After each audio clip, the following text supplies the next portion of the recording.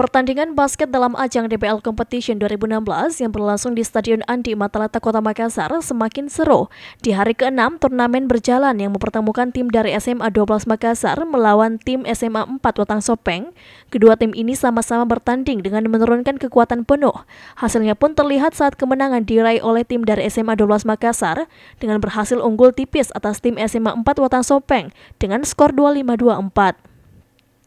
Ada kuarter pertama SMA 12 Makassar nampak begitu menguasai pertandingan, sehingga kuarter pertama pun berakhir dengan skor 5-10 untuk keunggulan SMA 12 Makassar.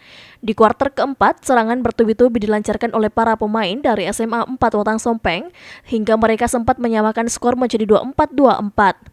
Namun pelanggaran yang dilakukan oleh pemain SMA 4 Watang Sopeng membuat tim dari SMA 12 mendapatkan kesempatan tembakan langsung sebanyak 2 kali, dan dari 2 kali kesempatan, 1 poin berhasil dikumpulkan. Permainan pun berakhir dengan skor tipis 25-24 atas kemenangan SMA 12 Makassar.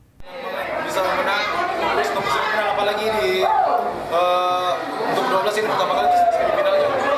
Terus apa yang ingin dibenahi untuk menghadapi pertandingan berikutnya?